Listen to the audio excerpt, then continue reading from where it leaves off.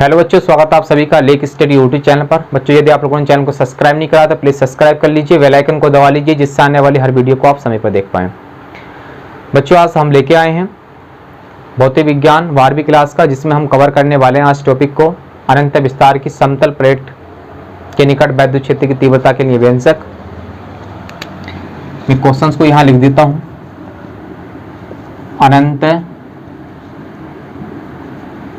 अनंत विस्तार की एक समान समतल चादर के निकट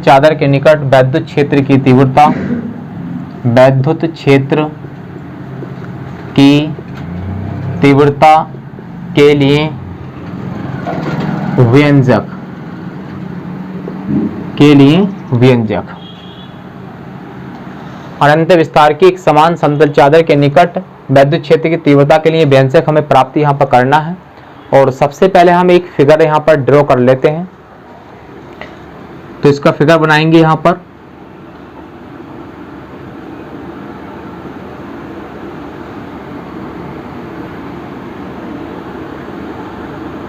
ये फिगर हो जाएगा बच्चों इसका।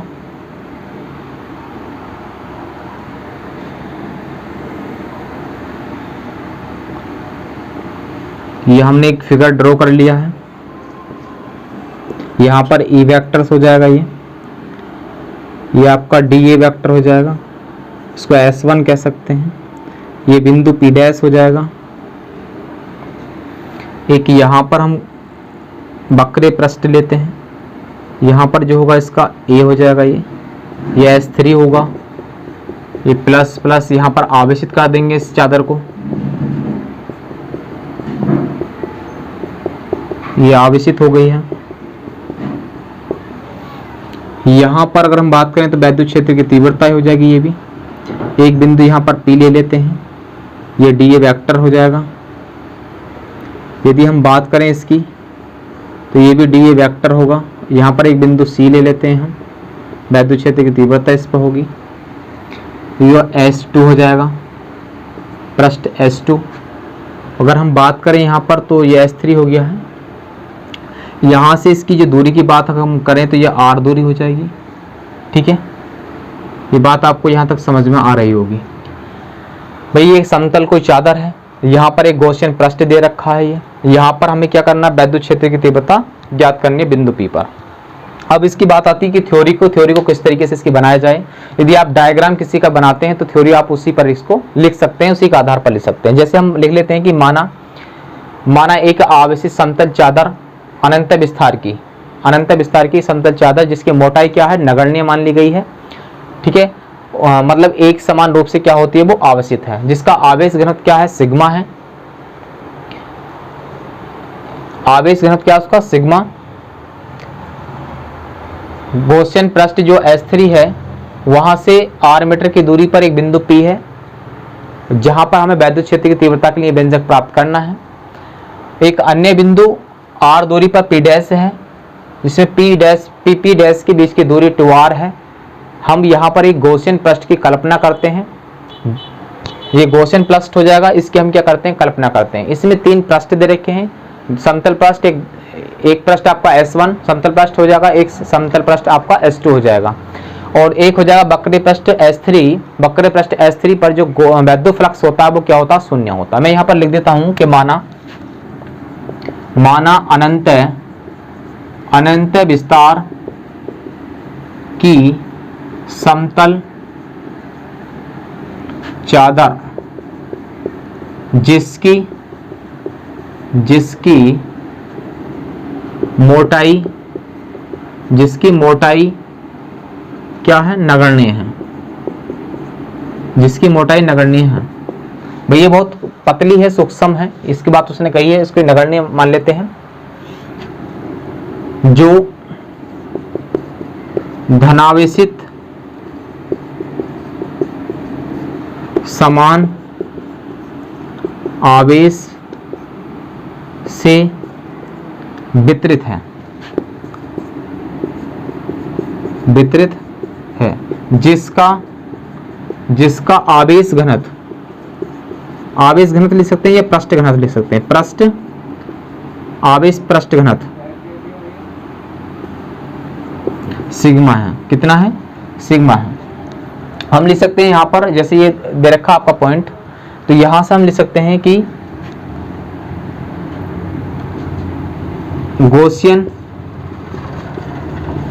पृष्ठ से r दूरी पर एक बिंदु P है, जहां पर वैद्युत क्षेत्र की तीव्रता का व्यंजक प्राप्त करना है। क्या है? करना है यहाँ पर। ठीक है। एक अन्य बिंदु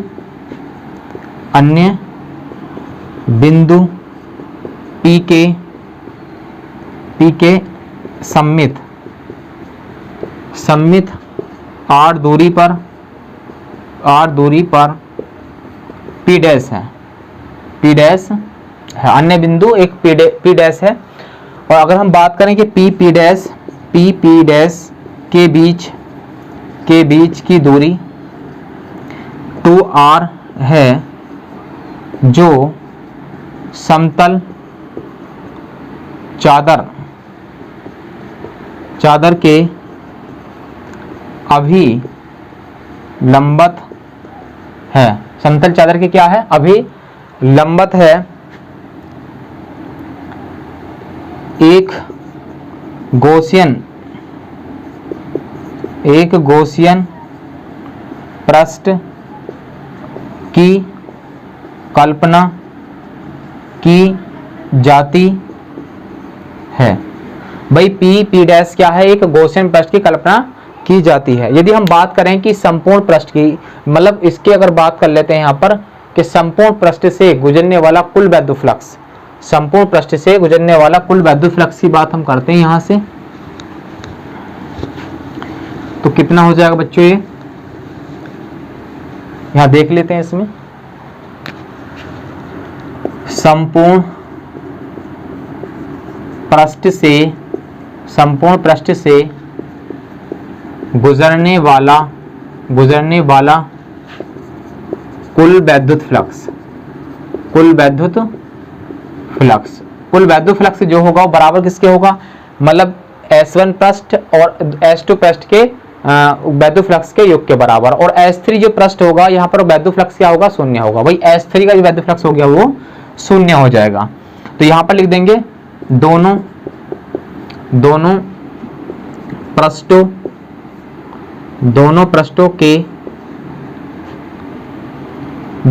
का कुल फ्लक्स संपूर्ण पृष्ठ से गुजरने वाला कुल वैद्युत फ्लक्स बराबर दोनों पृष्ठों का कुल फ्लक्स के बराबर होगा। तो हम यहाँ पर इसको लिख सकते हैं कि फाई ई जो होगा वो यहाँ पर हो जाएगा फाई 1 और प्लस फाई 2 के बराबर हो जाएगा।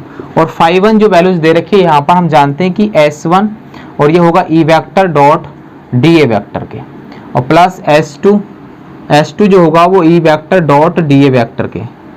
भाई S3 क्या होगा? यहाँ पर शून्य होगा, तो S3 को हम छोड़ देंगे कि वैद्युत फ्लक्स अंदर क्या होगा? इसका शून्य होगा।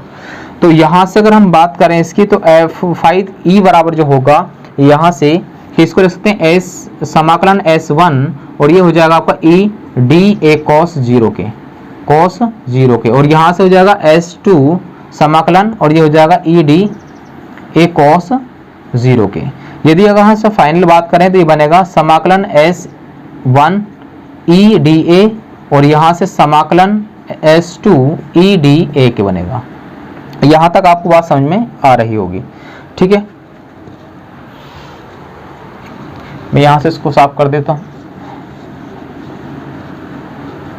तो ये बनेगा आपका यहाँ से कि फाई ई बराबर, हम इसको लिख सकते हैं यहाँ पर कि S1 EDA और समाकलन S2 EDA।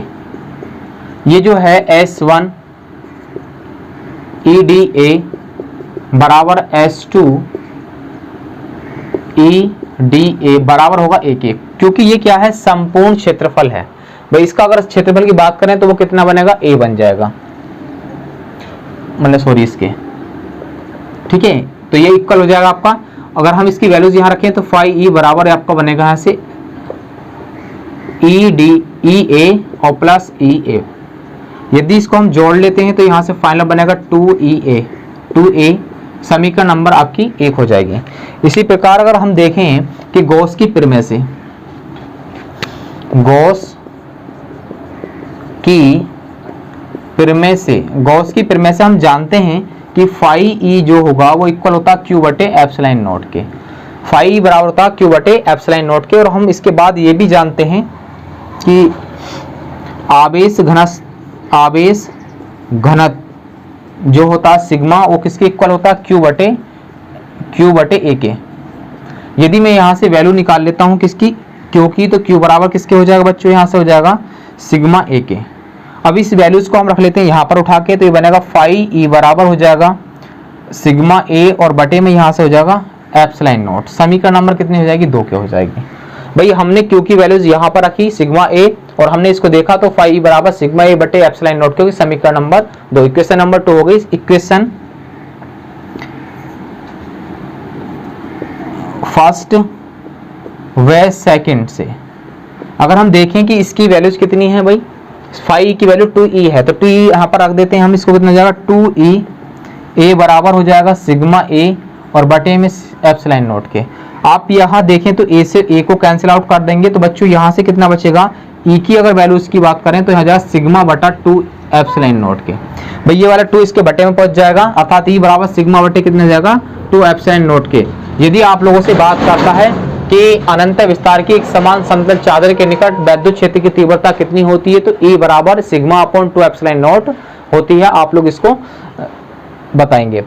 तो इस तरीके से आपका ये डेरिवेशन से ये कंप्लीट हो गया है। मैं उम्मीद करूंगा आपको इसका सॉल्यूशन जरूर समझ में आया होगा। यदि समझ में आया तो वीडियो को लाइक करें और कमेंट्स देकर रिप्लाई जरूर दें, और अपने दोस्तों के साथ व्हाट्सएप पे, ट्विटर पर, फेसबुक पर शेयर करना बिल्कुल ना भूलें। आज के लिए बस इतना ही, मिलेंगे नेक्स्ट वीडियो में। तब तक के लिए आप लोगों से विदा चाहूंगा। नमस्कार, जय हिंद।